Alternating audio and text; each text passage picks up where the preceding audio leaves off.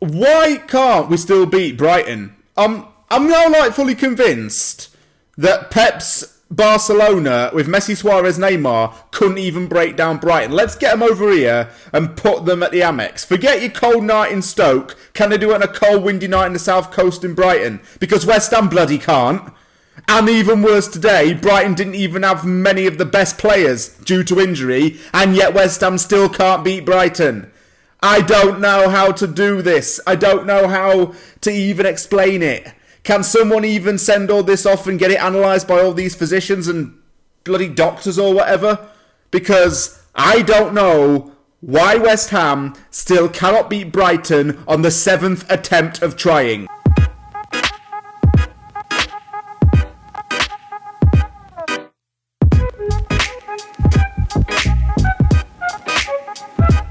Now that's out the way, welcome to the aftermath, folks, where it has finished Brighton and Hove Albion 1, West Ham United 1 at the Amex Stadium, in a game that West Ham needed to win, and they absolutely bottled it. Yeah, bottled it. Because West Ham act like bottle jobs when the going gets tough. They say when the going gets tough, the tough get going, but for West Ham, when the going gets tough, they either choke it or they act lazy. Today was no different. Brighton, we couldn't even beat them, and we have the easier running in these last 3 games, if you look at it on paper. We have to start realising that our fate is in our hands. It's up to us to do this, to get into Europe, and to achieve this goal. I'm now getting sick of us relying on Spurs, relying on Wolves even tomorrow to win, relying on Sheffield United to beat Everton. Why can't West Ham just do themselves favours in games where it matters?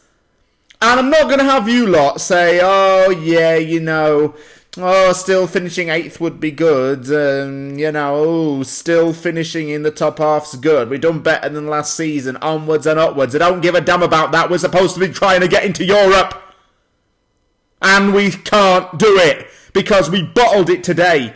But before I go off on one and end up smashing this laptop or causing damage to my own house, let me get into the team lineups because chuffing hell, I have so much to talk about in this game. The team lineups I'm not going to rant about though because, well, I can't. Good news with the starting 11. Ogbonna, Rice, Cresswell, Bowen are in there. Benrahma was benched, as was Mark Noble. Mark Noble was back in the team. He'd recovered from a calf injury. Having Declan Rice back in the team was a good thing because we've missed him. I know Manuel Lanzini has been playing as the holding midfielder, but we needed to get Declan Rice back. And just as a bit of a spoiler, he did actually play quite well in this game. It looked like a 4-2-3-1 formation with Fabianski in goal, Sofal, Cresswell as the fullbacks, Ogbonna and Dawson central defenders. Rice and Souček have the midfield partnership back. Fornals, Lingard, Bowen and Antonio up top on his own. Bowen was probably better suited for a team like Brighton because I just think Bowen just is better at being a bit more agile against teams like this. And after Benrahma played kind of poorly against Everton, mind you everybody did in that game, but anyway, Benrahma being dropped for this game was alright as long as he came on when we needed him at the correct time in the game. And game management, again, is down to that. That first half was interesting in terms of the reactions that I saw on Twitter. I thought that West Ham only really started to get going in the last 5 minutes. Other than that, it was very possession football and moving the ball around with no real intent. Okay, Brighton got the ball back a few times and moved it, but when West Ham counter-attacked, it was getting to the penultimate moment when we're about to feed a ball through, about to go through on goal, that we were getting dispossessed and stopped in our tracks. Is this a sign that teams have started to work out West Ham late on this season? If you're going to be in the Premier League, you've got to mix and match. You've got to think of other ways to win games with different methods. All West Ham seem to know is the counter-attacking system. Brighton managed to clear their lines at the last second every single time in that first half. Cresswell put in a whisker of a cross. He got closed down. Adam Webster was the reason why, blocking off, I think it was Souček. Other thing, Fornals, really good game today. Really good first half. He got a really lovely touch with the back of his heel to spin around a Brighton player, go through straight onto Robert Sanchez, and he fumbled it at the last minute. Fornals is a good player, don't get me wrong, but he would be an amazing player if he took those kind of chances. He didn't do that. Cohesion in the team was there, but it lacked in the last few moments. I think Jesse Lingard as well.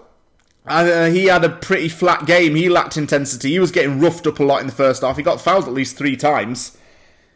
We had some chances though. Really, I think we had, about 5 off target in that first half alone. What does that tell you? Being wasteful. Other than that, first half, thought West Ham were alright in the last 5 minutes, but we can't let Brighton run us over at this point, is what I was thinking. It was alright. I think the last 5 minutes were promising. I wanted us to keep it going in the second half. Maybe just get that one pass, that one through ball in and take a chance. If there's any sign of promise, it was the crossing. I mean, Sofal and Cresswell, okay, did a good job with the crossing, but it was who was meeting on the end of it that worried me. Antonio fired it over the bar. Declan Rice nearly put the ball into bloody orbit. Brighton tested Fabianski as well. Fabianski was parrying a few shots. Souček headed over as well. Jahanbakhsh nearly scored for Brighton. Physics saved the day. Went kind of to chip it over Fabianski. Swerved wide of the post. Very close to scoring there. And I nearly had my heart in my mouth at that point. But it was opening up. The game was opening up at this point because both teams were giving themselves even chances of making something happen. It was a dominant West Ham performance in the last 5 minutes of the first half. It was now Brighton's time to up the ante. They put a lot of pressure on our team. West Ham won the ball back a lot in the midfield, tried to move it out, but Sanchez was either coming to get away crosses or Brighton were getting back to the lines and just tidying up in their area. Lingard struck over as well and the game became a lot more open. I was screaming make a substitution.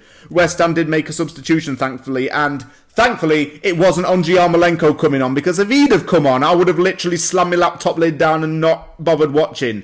But it wasn't. Saïd Benrahma came on and off came Jarrod Bowen, and I think that was a decent substitution. Bowen had been alright in the game, but he was dribbling sideways a lot. He wasn't going forward enough. We needed a little bit more technicality and someone who could control the ball a bit more in the midfield. That's why Benrahma came on around the 60-minute mark. The last 10 minutes is where it really got interesting, because that's when both goals happened, starting with Brighton. Through ball comes in, Danny Welbeck one-on-one with Fabianski, lobs it over into the net, 1-0 to Brighton. Shouted a few swear words in the house and people heard, so I apologise to my family members for hearing that. But at that point, Mark was racing, my head was spinning, and I'm thinking, jeez, what the hell? And it was Danny Welbeck who actually would score against us. I just could see it happening. And Brighton scored. It was coming, to be fair. Brighton had been threatening. Brighton looked very lively in that second half, in my opinion. So for them to get a goal, no surprise from them, really. Wasn't even shocked about it. It was like we'd just been cut open and let them through. And the curse of not winning against Brighton in the Premier League was set to continue. Fabianski's not kept a clean sheet in 9 games now. Does that mean we drop him? No, it doesn't. But it means the defence is not doing enough. I mean, Craig Dawson had a pretty good game today. But what I'm saying is, it just took one through ball and one chance for a team to get a goal. I was saying this on Twitter. It's going to take just one moment of madness, one moment of, smoothness for a team to get a goal. Brighton struck first. We had 8 shots off target in this game. And why do I sound like I'm being a bit ranty? Well, I've got a reason to be annoyed. 8 shots and we didn't take any on target. And that is why we're probably not winning these games. Because we're not taking chances. Because we're blowing obvious chances away. Thankfully, 3 minutes after Welbeck scored, West Ham got an equaliser, and I've got to admit, I did something very bad. I was actually on the toilet when West Ham equalised, and I bloody missed it. How stupid am I? I do this every single time though. Every time I think nothing's going to happen in the game, and I'm thinking, no, game's gone, I go off and do something else just for a few seconds, thinking nothing will happen, and then it did happen. Saïd Benrahma gets his first goal in a West Ham shirt. This is where I go from being quite mad to quite happy. It's been a long time coming for Benrahma, and they say patience is a virtue. Benrahma's a good example of that. Patience really has been a virtue with him. He curled in an effort from outside of the box past Sanchez and got his first goal in claret and blue. And he needed that for his confidence. Benrahma's been proving to Moyes that Benrahma is worthy of a place in the West Ham starting 11. That goal certainly should show why he's got a role in this team. I've seen people on Twitter saying, oh, shall we swap Benrahma for Tony in the summer? No. No, we should not. Benrahma is going to develop into a good player.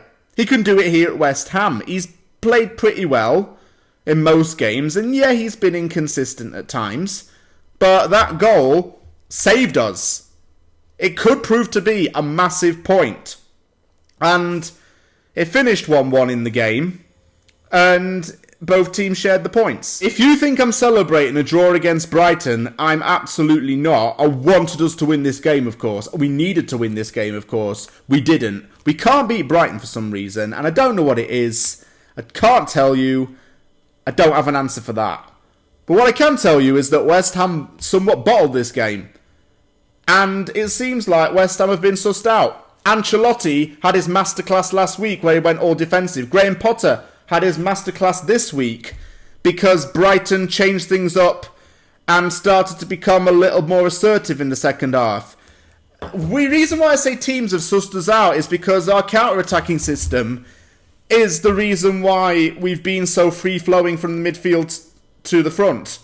That's how we've worked the ball in those situations. Brighton were inflicting themselves on us at the very last second to ensure that tackles would be made and that West Ham's scoring chance would be nullified. So, what do we do for the last two games of the season? We go in there with a desperate need to win. We need 6 points from these last two games. Our fate is in our hands, like I said at the start of the video.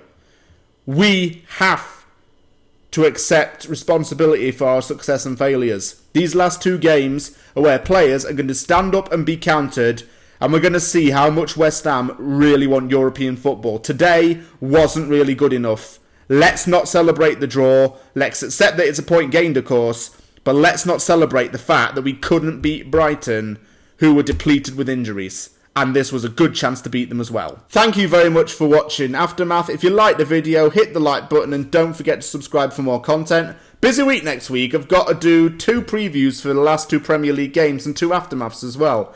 I might throw in a few little other bits, but I'll see what I'm doing depending on my schedule. Thank you very much for watching. Take care, and I'll see you all soon.